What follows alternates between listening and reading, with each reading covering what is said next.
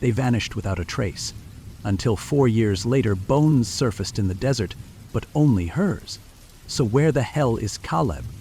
Lena Carver was 28, full of that cautious kind of joy that only expectant mothers know.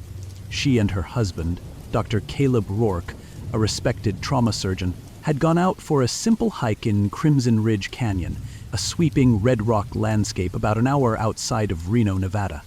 They packed water, a camera, and a small notebook Lena used to write letters to their unborn baby. That morning, they told no one exactly where they were headed. It was supposed to be just for them. A quiet moment before life got loud with diapers and lullabies. And then, nothing. They didn't come back. Search parties combed the trails, helicopters scanned the canyons, flyers plastered rest stops and gas stations. Nothing. Not a footprint, not a scrap of clothing, just silence. It crushed Lena's sister, Sierra. She had always felt like Lena was the one tethering her to something stable when everyone else began to move on, when the news stopped calling and neighbors stopped checking in. Sierra didn't. Every month, without fail, she rallied a group of volunteers. Some came out of loyalty, others came out of pity. But Sierra, she came out of purpose, the kind that either destroys you or drives you. 4 years passed. 4 birthdays missed, 4 anniversaries unspoken, 4 long, brutal years where hope slowly decayed into acceptance for everyone, except Sierra. Then, on a quiet Thursday morning, Marcus Wynn, a retired firefighter with a limp and a shepherd mix named Diesel, was jogging a familiar trail not far from the original search area. Diesel darted toward an outcropping of rock and started barking like crazy. At first, Marcus thought it was just a coyote den or a dead deer. But it wasn't. Half buried in the sand and stone were bones. Fragile, sun-bleached bones. Human bones. The forensics team moved fast. Within 72 hours, they confirmed the remains were Lena's. A titanium surgical plate in her left leg from an old climbing injury made the ID solid. But that wasn't all. Next to her were the fetal remains of her unborn child. It gutted Sierra, but it also sharpened something in her. A knowing. Caleb's body was never found. No trace, no scraps of fabric, no bones. And that silence suddenly started to scream. Detective Elena Park had just returned to active duty after a leave of absence when Lena's remains were found. She reopened the case immediately and called Sierra first. They met at a diner off Route 82. Sierra brought a folder thick with notes, maps, receipts, everything she'd collected since the day her sister went missing. Hawk listened. She didn't say much at first, just let Sierra unload. And the more Sierra spoke, the clearer the picture became. Caleb wasn't just some loving husband with a bright future. He had secrets. Lena had told Sierra, just weeks before she disappeared, that Caleb had been acting off, distracted, agitated. She'd caught him lying about where he was late at night. And then there was the money. Caleb had racked up gambling debts, big ones, but no one in their inner circle thought it was anything serious. Just bad bets and big pride. They were wrong. A week later, Sierra returned to Lena and Caleb's old home just to grab a memento, something small. She didn't expect to find 2 men trying to force open the back door. One looked like he belonged in a biker gang. The other? Sierra froze, her breath caught in her throat. He looked exactly like Caleb. He didn't call the cops. She just watched as they got spooked by a neighbor's dog and drove off in a dented pickup with no plates. Her hands were shaking, but her mind laser sharp. She wrote down everything she remembered. The truck, the men, the tattoo on the bigger guy's neck, a serpent wrapped around a syringe. That night, she didn't sleep. She waited, and the next morning she followed her instinct straight into the fire. Sierra followed them across 3 exits. She didn't even realize how tightly her hands were gripping the wheel until her knuckles went white.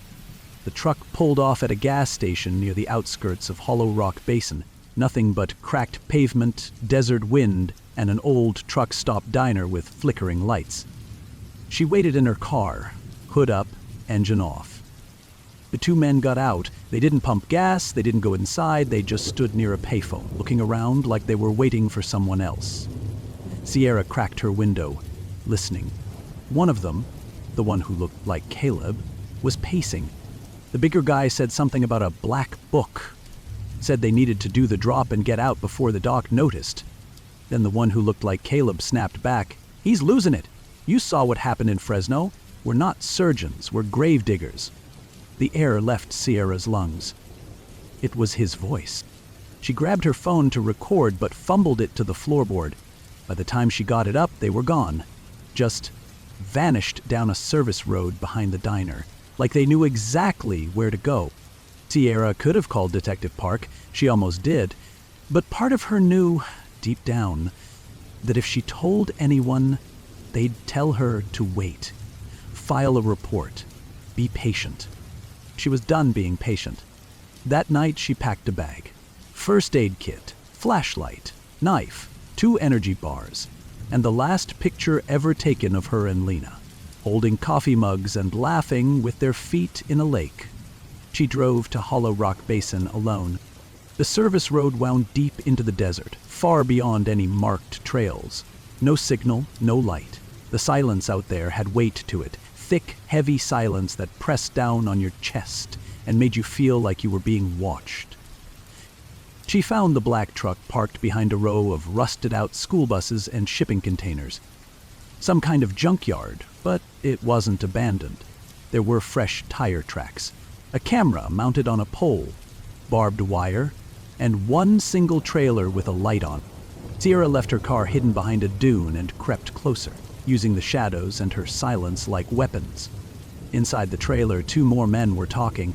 She could barely hear them through the cracked window, but one phrase made her blood freeze. "They're prepping a new harvest, 2 females, both viable. Get them cleaned, baseline vitals, strip their IDs. He wants the shipment out by Thursday." Sierra backed away slowly, heart pounding so loud she swore it was echoing off the rocks. As she turned, something cracked beneath her shoe. A branch? No. Bones. They're small ones. Before she could process what she was seeing, everything went black. She woke up on a cold metal floor, wrists zip-tied, in a room that smelled like bleach and blood. Fluorescent lights buzzed overhead. One wall was lined with surgical trays and freezers, another with restraints and hanging IV bags. Across from her was another woman, barely conscious, bruised, terrified. A man in scrubs entered, average build, neatly combed hair, eyes like a machine. Dr. Nico Arvan. He didn't speak. He just looked at her vitals, checked her eyes, and walked out. Another man came in after, taller, lean, greasy hair, gold chain, way too calm. Sebastian Varelli. He smiled like he was doing her a favor. Said things like, "You should be proud, you're going to save someone's life today." Sierra spit in his face. He didn't even flinch. Instead, he leaned in and said, "You're only here because your sister couldn't keep her mouth shut. If she hadn't run that DNA test on the hospital's records, she'd still be alive. I'm doing you a kindness. At least now, you'll get to see him one last time." That's when Caleb walked in. Alive. He didn't look like the man in the wedding photo. His hair was longer, eyes hollow, skin pale like he hadn't seen sunlight in years. He didn't say anything, just stared at Sierra like she was a ghost. Pirelli clapped him on the shoulder. "She's your problem now, Doc." And he left. For a long time, Caleb said nothing. He sat down, put his head in his hands, and just shook. When he finally spoke, his voice was barely there. "I didn't know they'd kill her. I thought they'd just scare her, make her back off." Sierra didn't want to cry, but the tears came anyway. Anger, pain, horror, all of it boiling over. You let them cut her open. He didn't deny it. "I owed them. I gambled with money I didn't have. I borrowed from people like Virelli. Lena found out. She threatened to go to the cops. They said if I didn't help them, they'd kill her and me. Then they killed her anyway." Sierra looked him dead in the eyes. And now me? Caleb stood. Not if I can help it. He left the room. Minutes passed. She thought maybe he'd left for good. Until the door opened again and he tossed her a broken pen. Use this. When they come back in. Then he vanished. The attacker came in next. Different guy, drunk, stupid. Sierra used the pen like a blade. She didn't even think. It was survival. She grabbed his belt knife, cut her zip ties, helped the other woman to her feet, and searched for a way out. The hall was dim and narrow. Medical equipment everywhere. Blood bags, cooler crates, documents stamped with codes and initials, like they were running a whole hospital underground. She almost turned back until she heard the voice. You shouldn't be here. The man had burn scars along his face, deep ones, but his eyes were kind. Name's Jonas. You want to live? Follow me. He led them through a maze of hallways and steel doors, finally reaching a tunnel, narrow, wet, and dug straight into the rock. Sierra asked how he knew the way. He smiled. Doc saved me. Years ago, unofficially. I've been repaying the debt ever since. They emerged in a shipping yard on the edge of the property. Jonas made the call. Sierra didn't hear what he said, but 20 minutes later, the night lit up with flashing lights. The sound of chopper blades cut through the silence first. Then came the low rumble of tactical trucks barreling across the desert floor, kicking up walls of dust behind them. Inside the compound, everything changed fast. Sierra and the other woman crouched behind a rusted-out van in the shipping yard, trying to stay out of sight, but she watched through a gap in the metal. Watched as black-clad agents moved like shadows, shouting commands, storming buildings, clearing rooms. It was chaos, but the kind that brings order. They broke into surgical bays, found victims, men and women strapped to tables, sedated, half-prepped for procedures they never agreed to. Some were missing kidneys, pieces of liver, some had surgical scars without any medical records. Ghosts in the system. In one chamber, they found crates of labeled organs packed in ice, ready for shipment.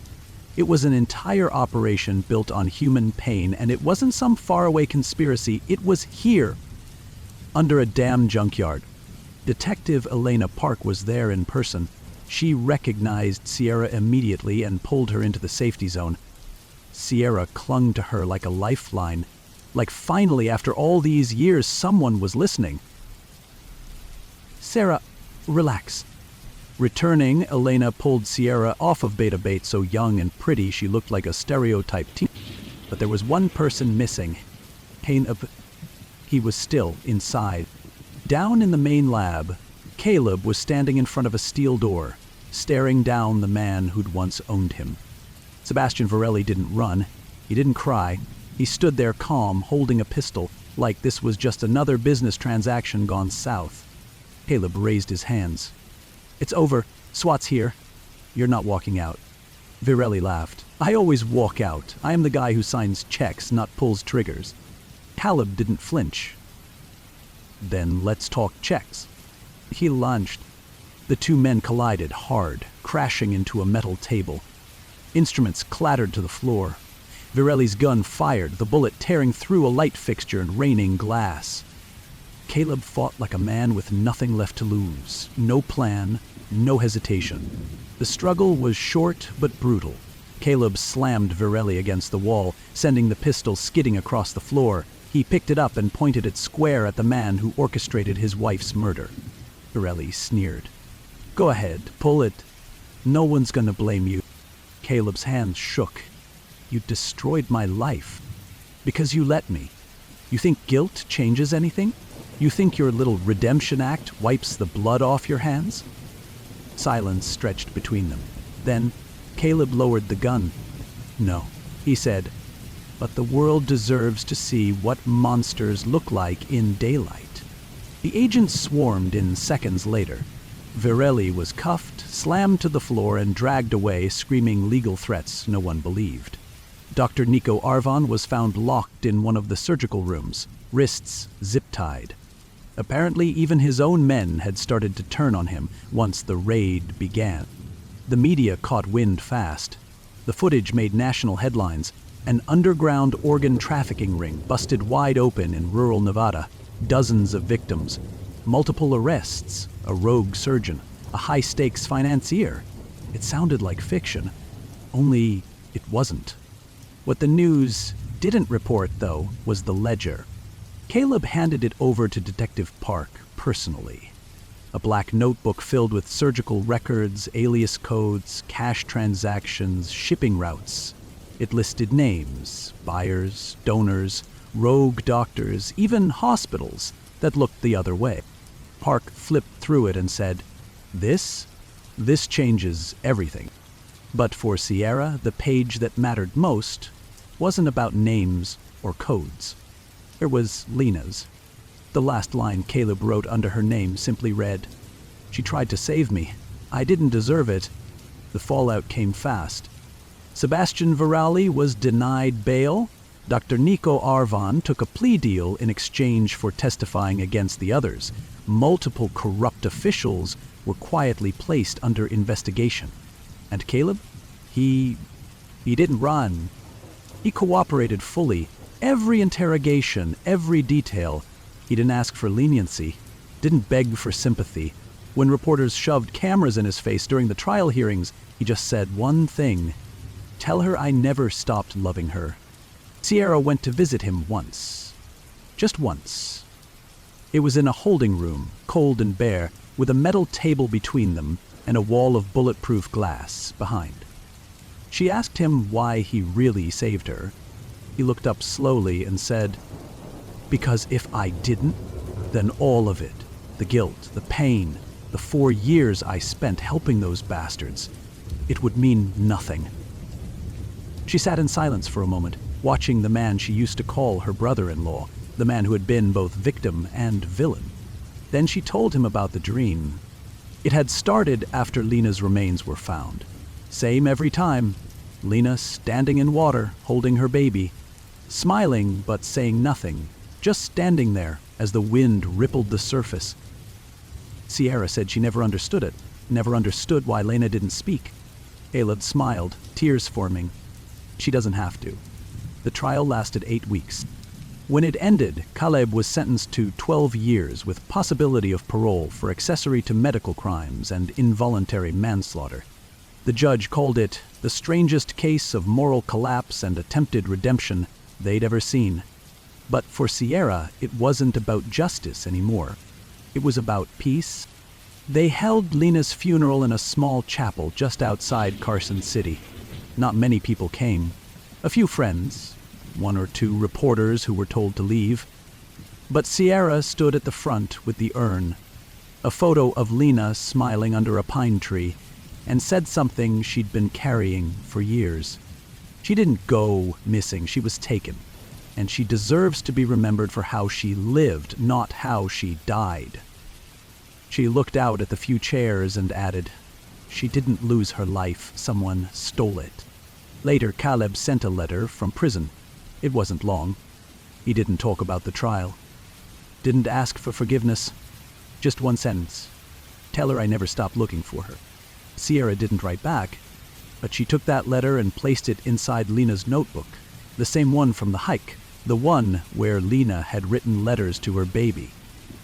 The last page had a note dated the day before they vanished.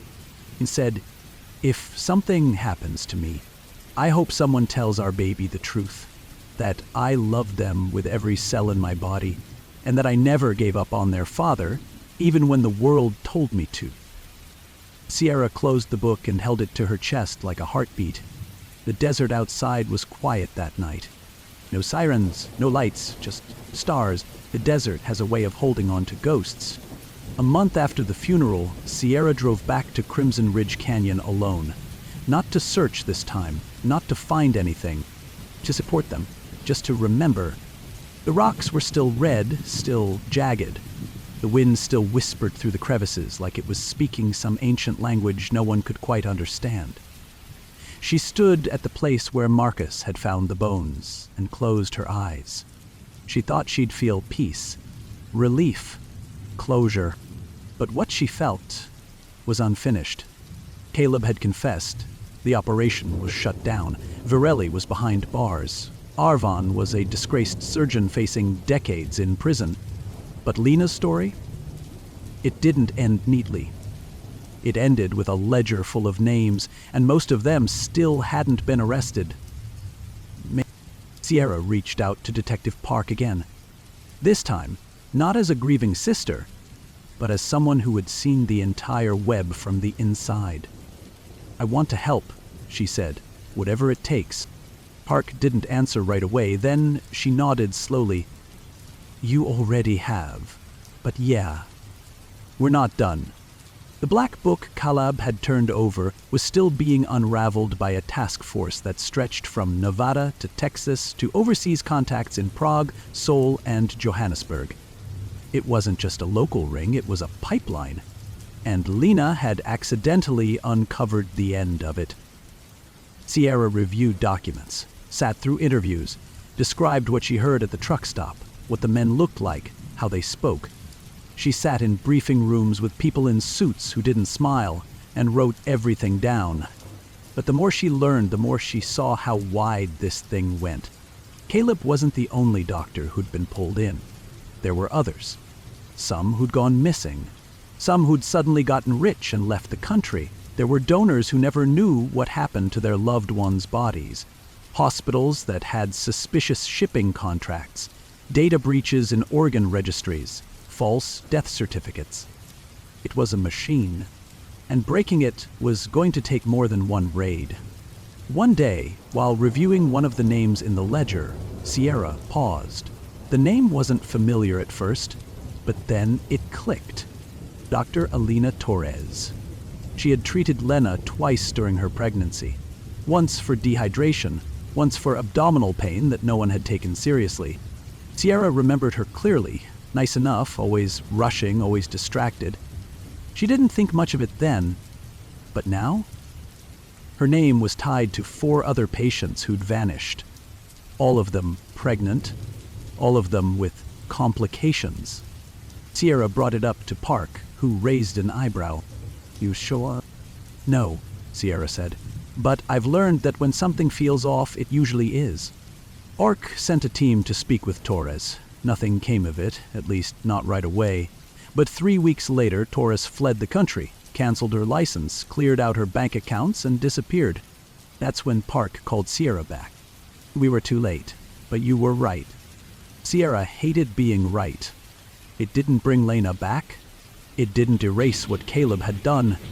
But it meant that maybe, just maybe, someone else wouldn't suffer the same fate. The media eventually moved on, they always do. New tragedies, new villains, new headlines to chase. But Sierra kept working. Not full-time, not officially, but she met with victim families, helped connect them with support groups, sat beside mothers who had buried children, answered calls from journalists who actually wanted to tell the truth, even wrote a blog post that went viral, titled, "What They Didn't Tell You About Crimson Ridge." It ended with the line, "My sister wasn't a story, she was a person. So are all the others." One afternoon, while cleaning out Lena's old apartment, Sierra found something unexpected wedged between 2 cookbooks. An envelope. It had Sierra's name on it, written in Lena's handwriting. Inside was a letter. It was written the week before the hike. Sierra read it on the floor, legs crossed, sunlight spilling across the tile. "Hey you, if you're reading this, I probably left it somewhere dumb and forgot to tell you about it. But knowing you, you'll probably found it anyway. I don't know what motherhood is going to look like. I don't know if I'm strong enough, but I do know one thing. I feel safe with Caleb. I think he's finally trying to be better. I hope I'm right. But if anything ever happens to me, promise me you won't let it be nothing. Don't let it disappear into some cold file cabinet in a police station. You're the stubborn one. You always were. Use it. Love you forever, Lena." Sierra folded the letter gently and placed it back in the envelope. Later that night, she emailed a copy to Park with the subject line, "You said you wanted motive, here's the emotional kind." The investigation stayed active even years later. By year 2, 5 more arrests were made across 3 states. A shell company in Florida, a surgeon in Seoul, a corrupted nonprofit masquerading as a transplant facilitator. Each one chipped away at the empire Virelli had helped build. Sierra got a call from Jonas once. He said he was clean now, no more hiding underground. He'd moved north, took a job working maintenance at a veterans hospital. Quiet life. He said, Caleb's name still carries weight. Some of the guys, they think he got off easy. Sierra didn't answer right away, then said, he didn't get off easy. He's got to live with what he did. That's worse than any sentence. Jonas paused, then added, that dream you told me about, Lena standing in water? Yeah. I think maybe she's not trying to talk. Maybe she's just showing you it's okay, that it's done. Sierra didn't cry. She thought she would. But instead she just nodded. Somehow it felt true. Still, not everything healed. There were nights when she couldn't sleep. When she'd wake up thinking she heard Lena's laugh down the hallway. There were moments in grocery stores when she'd see a pregnant woman and her chest would tighten. But she kept going, because that's what Lena would have done. And because someone had to. Caleb Rourke had always been a brilliant surgeon. What he wasn't was built for prison. The first 6 months were quiet. He kept to himself, read a lot, didn't ask for anything, didn't call anyone. The guards said he spent more time in the infirmary than in the yard, treating minor wounds, helping when the real staff was overwhelmed. Some of the inmates called him the ghost doctor. Others just said he was the guy who didn't flinch when you bled. Sierra didn't visit. Not because she hated him, she didn't. She just didn't know what she'd say. But she read the transcripts, watched the footage from his hearing, saw the moment he admitted, publicly, that he hadn't just lost Lena. He'd betrayed her. And in some strange way, that moment mattered more than anything else. People wanted a villain. They wanted someone to throw in a cell and forget. And maybe Caleb deserved that. But Sierra knew that sometimes punishment isn't bars or jumpsuits. Sometimes it's memory. One spring afternoon, nearly 2 years after the raid, Sierra stood outside a small bookstore in Reno. She was holding a flyer. Missing Persons Support Group, Thursdays at 6 o'clock. He didn't plan to go in, and she did. The room was small.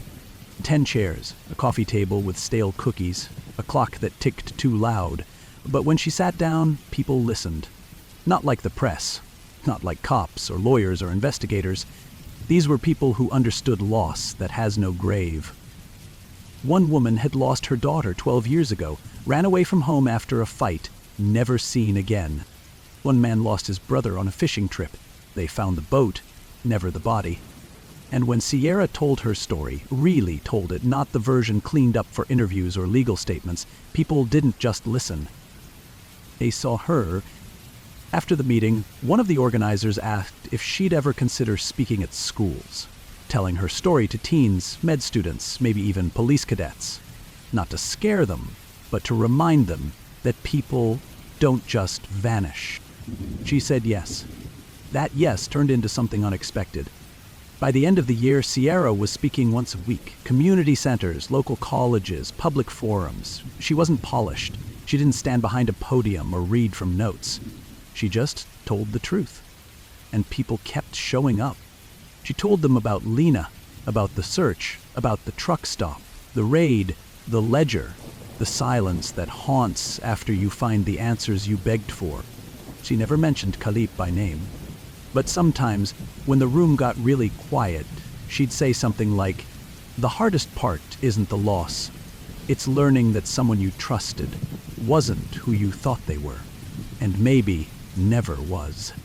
And every time, at least one person would come up afterward and say, "That hit harder than you know."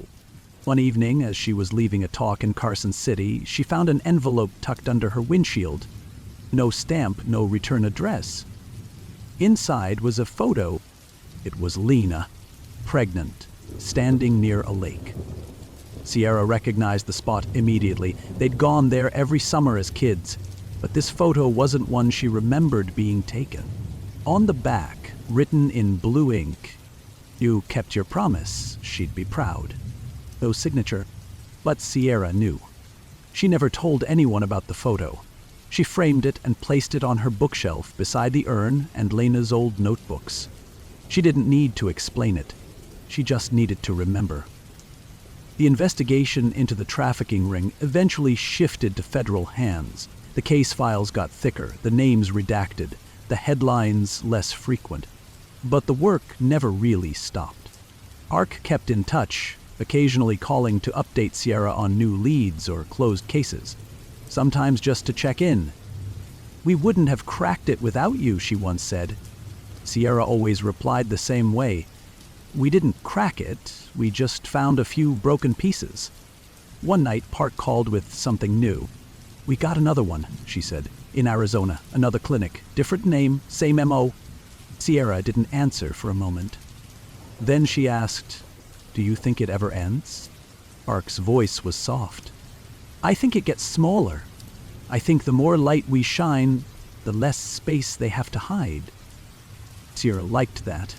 She hung up and went to her window, staring out at the desert skyline. Same stars, same wind.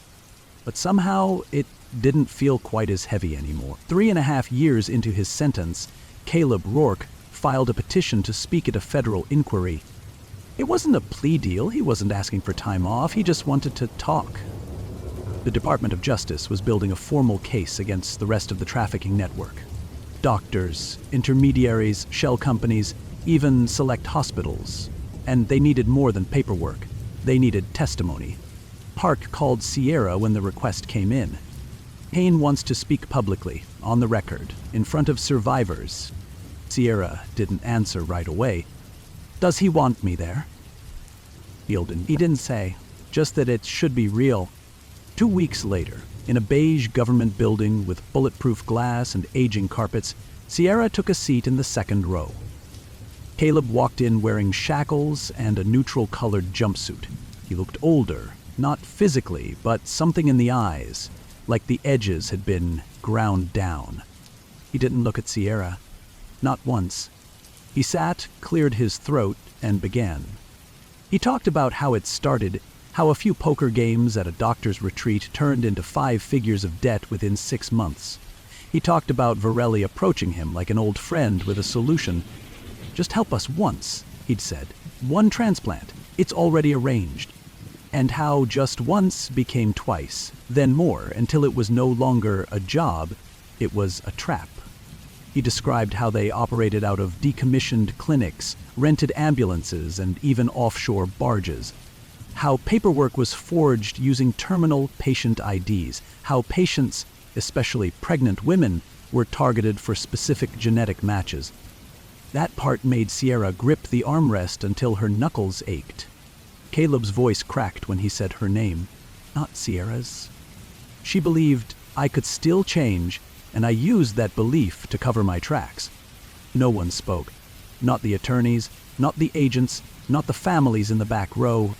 Caleb ended with something he hadn't told anyone before. "There's another book, a digital one. The backups Varelli kept on encrypted drives. I know the passphrase. I burned it into my head the day Lena disappeared. Because I knew, one day, I'd have to do something right." The room exploded after that. Within 48 hours, agents executed 8 raids across 4 states. Arrests, seized accounts, shut down clinics. It was the biggest break in the case since the first raid in Hollow Rock. Sierra got the call at midnight. "We got them," Park said. Sierra didn't say anything for a long time. Then she asked, "Is it over?" Park paused. Closer than ever. The next day, Sierra wrote Caleb a letter. She didn't thank him, didn't forgive him, but she said this: "You did the right thing, finally." She didn't expect a reply. That one came weeks later. It wasn't long, just 1 page. "I'll never ask for redemption, but I will spend every breath trying to earn it. If she visits you in your dreams again, tell her, I saw her too, just once, and she forgave me." That night, Sierra dreamed of Lena again. Same water, same baby, same silence. Only this time, Lena turned to her, still smiling, still holding the child. And she nodded. Sierra woke up with tears on her face and a strange kind of peace in her chest. Life moved on. Not cleanly, not all at once, but it moved. Sierra started writing more, turned her talks into a podcast, wrote a book, not about the raid or the court case, about Lena, who she was, what she loved, how she lived. The book became a quiet bestseller. Not flashy, not explosive, but it found its readers. Letters came in. From sisters, daughters, mothers, people who had lost someone and didn't have the words for it. Until now. Every few months, Sierra would get an envelope with no return address. Sometimes it was a clipping, sometimes a note, once just a pressed flower between two sheets of paper. She never told anyone, but deep down she knew they came from Caleb. He was still serving time, still treating wounds in prison, still quiet. But something had changed. He had finally stopped hiding. The federal task force declared the Crimson Ridge operation officially dismantled 4 years, 2 months, and 17 days after Lena disappeared. Over 60 arrests, 3 countries, 4 corrupted facilities, 2 black market transport rings. All exposed because of one woman who refused to stop searching, and one man who finally decided to speak. The anniversary came quietly. No headlines, no cameras, just a sunrise over Crimson Ridge and a handful of people gathered in silence. Sierra didn't organize a service. She didn't post anything on social media, but word got out anyway, and those who had followed the story from the start showed up. A park ranger placed a bronze plaque at the trailhead, in memory of Lena Carver and the unborn child lost with her. Below that, in smaller letters, "May the silence you left behind remind us to keep listening." Sierra brought one thing with her, Lena's notebook. The one filled with unfinished letters to a baby who never got to hear them. She placed it beneath the plaque, inside a weatherproof case so others could read it. Not to mourn, to understand. It had been 5 years since Lena vanished, 3 years since the raid. And still, Sierra woke up sometimes and forgot that she was the one left behind. But she was different now. Stronger? Maybe. More tired? Definitely. But she knew something she didn't know before. Grief doesn't ask your permission, it just arrives, unpacks, and sits down. But over time, if you let it, it becomes something else. Not lighter, just livable. Later that night, she sat by the canyon's edge and watched the sun slip below the ridge. She thought about the people who were still out there, searching, fighting, trying to name their pain. And she thought about the ones who never got to. She whispered into the wind, "I did what I could." Then she got in her car and drove back to the life she'd built. One rooted in truth, and scars, and grace. Caleb Rourke was eligible for parole in 18 months. No one knew if he'd make it. Sierra had already made peace with either outcome. She didn't need to forgive him, and she didn't need revenge. All she needed was this: to know that when evil tried to bury something, she dug it back up. That when the world turned away, she didn't. And that even in the darkest place on earth sometimes, one person is enough to light a fire that won't go out. Not ever. It rained once in Crimson Ridge that summer. Only for 20 minutes, and not hard, just enough to settle the dust, just enough to make the rocks darker and the air smell like memory. Sierra watched it from her porch. She'd bought a small house near the edge of town, nothing big. 1 bedroom, a garden out back, and a wind chime that had belonged to Lena. She didn't know why the rain moved her so much that day. Maybe because it was rare. Maybe because it felt like a reset. Or maybe because some part of her, some quiet, buried part, was finally ready to stop looking over her shoulder. And the world had gone on. Some names in the ledger were still being tracked, Some weren't. New names had surfaced, old ones had disappeared. The machine had been damaged, yes, but not destroyed. Sierra accepted that. Not because she was giving up, but because she understood now it wasn't her job to save everyone. It was her job to never forget the ones she couldn't. Later that week, she got a letter in the mail. No return address. Inside was a single Polaroid. It was a trail in the woods, one she didn't recognize. But at the edge of the photo, barely in frame, was a wooden cross. And resting at its base was a small stone with the word grace etched into it. Sierra didn't know what it meant, but she smiled anyway. Because maybe, just maybe, not every answer needs to be understood. Some are just meant to be felt. And some wounds don't close, but they stop bleeding. She placed the photo beside the framed picture of Lena, sat down in her chair, closed her eyes. The wind picked up. The chime rang once, and everything was still. Watch the next story. Truth hides in every shadow.